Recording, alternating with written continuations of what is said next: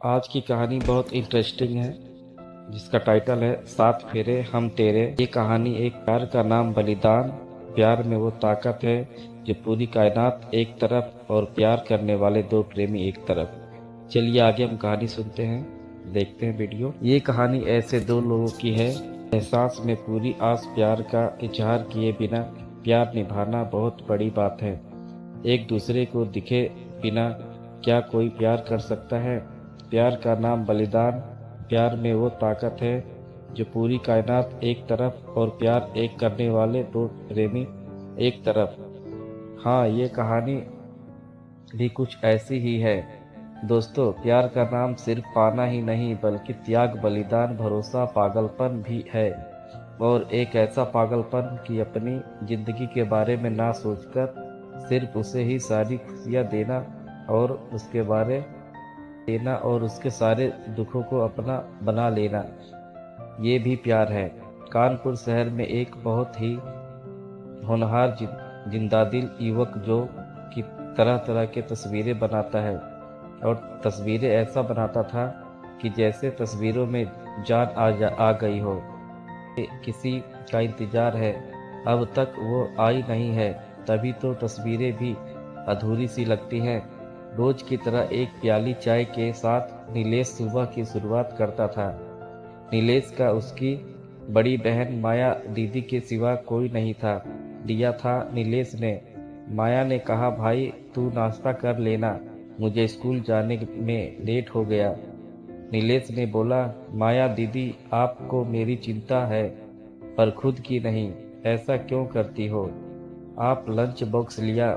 माया हंसकर बोली, हाँ मेरे भाई, अच्छा चलो बाय। नीलेश ने हाथ हिलाकर अभिनंदन किया, फिर अपनी पेंटिंग की दुनिया में खो गया। कुछ देर बाद बेल बजाने लगा।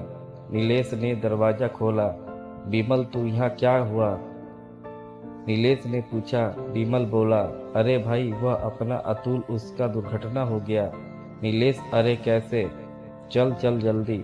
फिर दोनों निकल पड़े।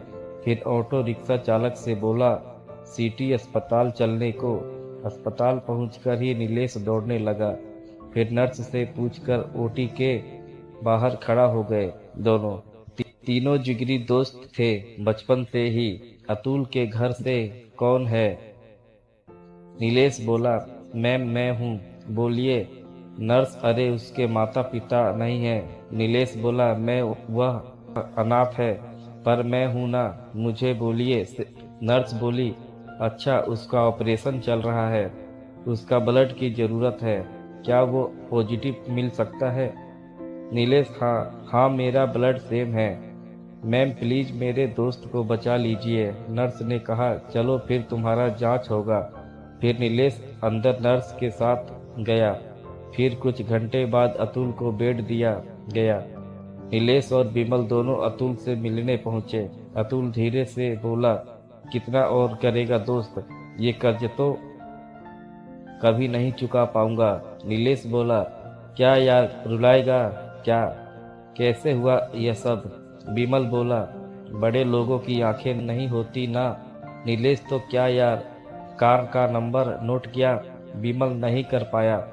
नीलेश गुस्से से कहा, ओ माय गॉड।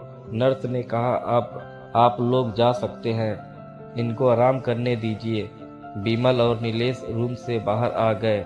नर्स ने कहा, ये सारी दवाई अभी लेकर आइए। नीलेश ने कहा, चल दवाई लेकर आते हैं, और कुछ फल भी, नाश्ता भी करना था यार। विमल ने कहा। नीलेश ने कहा कि ठीक है, चल तुझे कचौड़ी खिलाता। फिर नीलेश दवा के दुकान में गया और तभी पहले नाश्ता करने चले। विमल ने कहा। नीलेश ने कहा, हाँ बाबा चल। फिर बाहर निकलकर एक दुकान पर दोनों ने नाश्ता किया और फिर वहां से सीधे दवाई के दुकान पर गया। और तभी वहां पर ऐसी हलचल हुआ कि नीलेश को पीछे मुड़ने पर मजबूर किया किसी की खनकती पायल ने, किसी की छन छन करती चूड़ियों ने। नीलेश ने देखा कि एक चंचल मन सी लड़की चली जा रही थी। नीलेश देखकर बोला, भगवान ने कितना फुर्सत से बनाया है, उसका नाम क्या है? फिर वह अचानक भीड़ में कहीं ओझल हो गई। नीलेश सोचने लगा कि मैं क्या कर रहा हूँ। विमल ने कहा, अरे मेरे दोस्त कहाँ था यार, अब चल दवाई लेकर चलें, मुझे तो फिर से भूख लगी है। नीलेश ने कहा, घर चल माया दी ने पनीर कोफ्ते जीरा राइस बनाया है। विमल, अच्छा चल फिर। नीलेश ने कहा, तू रुक, पहले दवाई देकर आता हूँ। और फिर जल्द पहुंचकर अब अंदर पहुंचकर नर्स को दवाई देने लगा तो फिर वही पायल की झनकार सुनाई दिया और फिर इधर उधर उसे देखने लगा, पर कहा ओझल सी हो गई। वो नर्स ने कहा कि ठीक है, चलो अब जाओ। नीलेश जैसे ही जाने लगा तो उसे लगा कि कोई सफेद रंग के लिबास में उसके बगल से निकल सा गया। उसकी वो दुपट्टा शायद मुझे छूकर निकल सा गया, पर वो नहीं दिखी। नीलेश ने कहा, ये क्या हो रहा है। मुझे घर पहुंचते ही माया दी ने कहा, मुझे बंटी ने बताया, मैं तुम्हें फोन करने जा रही थी।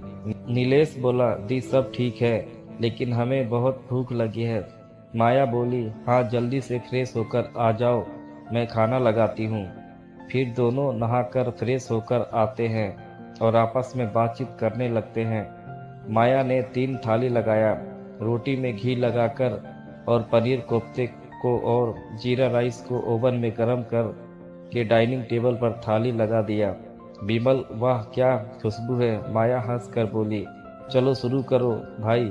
नीलेश ने कुर्सी को पीछे करते हुए कहा, हाँ दीदी। फिर खाते हुए नीलेश ने सब कुछ बताया। माया सुनकर बोली, अच्छा किया भाई, भगवान तुम सबकी रक्षा करे। विमल बोला, मन भर कर खा लिया खाना। माया ने कहा, ये टिफिन लेकर जाना, तेरे लिए रात के डिनर के लिए पनीर कोफ्ते दिया है। विमल मुस्कुराकर बोला, क्या दीदी, आप तो मेरे मुंह की बात कही है। थैंक्स दी। माया ने कहा, अब थैंक्स बोलेगा, मुझे बचपन से देख रही हूँ। विमल बोला, नहीं बोलूँगा दीदी, चलो अब चलते हैं, कल मिलते हैं। फिर नीलेश अपने रूम के बालकनी में जाता है। यह क्या, सामने वाले मकान में कोई आया है, लाइट जल रही है। नीलेश मन में बोला, अच्छा हुआ कोई तो आया, वरना वीरान सा लगता था। माया आवाज लगाई, भाई हल्दी वाला दूध रखा है, पी कर सो जाओ। नीलेश बोला, हाँ दी, शुभ रात्रि। माया ने भी अभिवादन करते हुए अपने रूम में चली गई। फिर नीलेश भी दूध पीकर सो गया। सुबह जल्दी उठने की आदत हमेशा से नीलेश और माया को थी। माया 2 प्याली चाय के साथ नीलेश के रूम में बालकनी में टेबल पर चाय रख दिया और दोनों भाई बहन कुर्सी पर बैठ गए। फिर चाय की चुस्की के साथ दिन की शुरुआत की। तो वीडियो अच्छी लगे तो लाइक करें और शेयर करें और सब्सक्राइब करें। धन्यवाद।